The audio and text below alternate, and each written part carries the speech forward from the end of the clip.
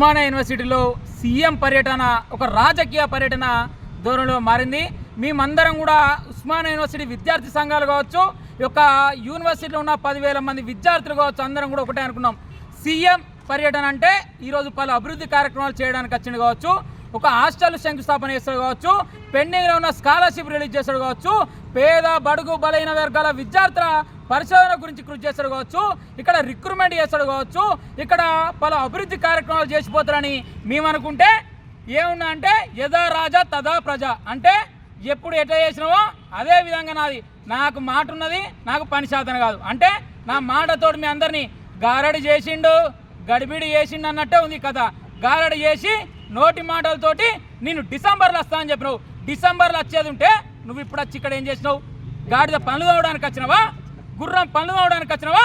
మా యూనివర్సిటీ విద్యార్థుల పనులు తవ్వడానికి వచ్చినావా? మీ ఒక్కటే అంటున్నాం, ఉస్మానియా యూనివర్సిటీ అనేది ఒక ఉద్యమాల గడ్డ. ఈ యొక్క ఉద్యమాల గడ్డ మీద మేమందరం కూడా ఈరోజు విద్యార్థులు ఆలోచించడం అంటే విద్యార్థులు 4 పైసలు వస్తాయి కావచ్చు, విద్యార్థుల స్కాలర్షిప్ రిలీజ్ చేస్తారు కావచ్చు, విద్యార్థులకు 2 హాస్టల్ కట్టిస్తాడు కావచ్చు. అయ్యో మీ సీఎం పర్యటనను ఒక సీఎంగా చూసి మీ అందరం కూడా పర్యటన స్వాగతించడం. రాజకీయ పర్యటన నువ్వు రాజకీయ మాటలు చెప్పడానికి ఏమైనా పిలిచినామా? రాజకీయ నృత్యం ఆడడానికి పిలిచినామా?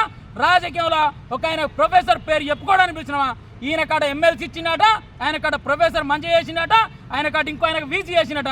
అన్నీ కరెక్టే ఉన్నాయి, వీసీలు చేసినావు, అన్నీ వేసుకున్నావు. మరి మాకు రావాల్సిన పెండింగ్లో ఉన్న స్కాలర్షిప్ ఎడిపోయింది, యూనివర్సిటీ అభివృద్ధికి కావాల్సిన హాస్టల్ ఎడిపోయినాయి. ఏదో అప్పుడున్న కేంద్ర రాష్ట్ర ఈరోజు గవర్నమెంట్లతోటి కట్టించిన హాస్టల్లో ఓపెన్ చేయడానికి నీకు వచ్చిన నువ్వు వచ్చినావు కదా, నీకు నైతిక హక్కు లేదు. ఏదో పలు కార్యక్రమాలు చేయడానికి వస్తే, లేకపోతే మా పెండింగ్లో ఉన్న స్కాలర్షిప్ రిలీజ్ చేయడానికి వచ్చిన, హాస్టల్ కట్టేయడానికి వచ్చిన, లేకపోతే పరిశోధన విద్యార్థులకు సాయం చేయడానికి వచ్చిన, మా యొక్క అనేక విషయాల విద్యార్థులకు ఈరోజు అవసరాల కోసం నువ్వు వచ్చి నేను ముఖ్యమంత్రిగా ఉన్నా, ఈ యొక్క రాష్ట్రానికి నేను ఉస్మానియా యూనివర్సిటీకి వచ్చిన 1000 కోట్లు కేటాయించిన, ఈ యొక్క 1000 కోట్లు రిలీజ్ చేస్తే సాయంత్రం వరకు ప్రిన్సిపల్ సెక్రటరీతో మాట్లాడిపిస్తా, రిలీజ్ చేపిస్తా అని చెప్పకుండా డిసెంబర్ 9 డిసెంబర్ నెల అంటే నాకు చాలా ఇష్టం, మేము క్రిస్మస్ నమ్ముతాం, అప్పుడు మేము మేరీ మాత్రం ఇక్కడ అన్ని చేసుకుంటాం అని మిరాకిల్ చేస్తున్నాడు. మిరాకిల్ ఏం మిరాకిలే? 9 తారీఖు మీ అవ్వ బర్త్డే ఉన్నది, సోనియా గాంధీది.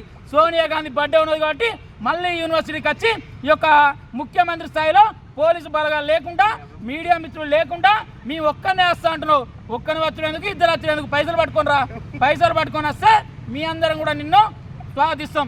మీ ఒక్కటే అంటున్నాం, తెలంగాణ రాష్ట్రంలో శాతగాని ముఖ్యమంత్రి ఉస్మానియా యూనివర్సిటీ గడ్డ మీద అడుగుపెట్టిండు.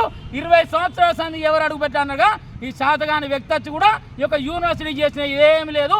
ఇప్పటికైనా ఈ యొక్క రాజకీయ ప్రసంగాలు మానేయాలి.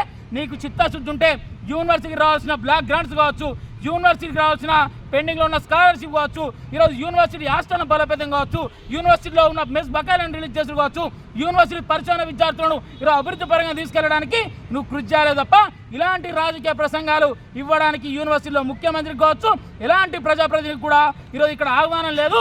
మీ అందరు కూడా చెప్తున్నా, మీరు ఏమైనా ఇవ్వాలనుకున్న కాంగ్రెస్ ప్రభుత్వంలో ఉన్న అధికారులు ప్రజాప్రతినిధులు ఏమైనా ఇవ్వాలనుకున్నా పైసలు మూటాలు కట్టుకొని విద్యార్థులకి చేస్తా అని చెప్పండి, అప్పుడే మిమ్మల్ని ఆపుతాం. కానీ ఇలా రాజకీయ పర్యటనలు చేస్తే ఏబీ ఊరుకోదు బిడ్డ.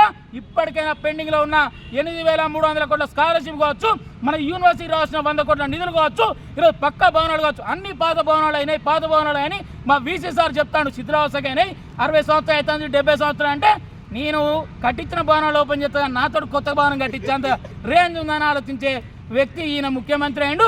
ఈ ముఖ్యమంత్రి టూర్కి వచ్చిండు, ఆ ముఖ్యమంత్రి టూర్ని కూడా కించపరచలేం. కాకపోతే ఆయన డెవలప్ చేసి 10 రూపాయలు ఇస్తే మేమన్నా చెప్తాం. కానీ ఏం లేదు, రాజకీయ ప్రసంగం తప్ప అందులో ఏం లేదు. కాబట్టి ఇప్పటికైనా రేవంత్ రెడ్డి నువ్వు డిసెంబర్ 9 రా, ఆగస్టు 9 రా, ఇంకో 9కి రా. కానీ నువ్వు ఒకటే చెప్తున్నాం, పైసలు పట్టుకొని రా. పైసలు పట్టుకొని విద్యార్థులకు ఉపయోగపడే పనులు చేయాలి.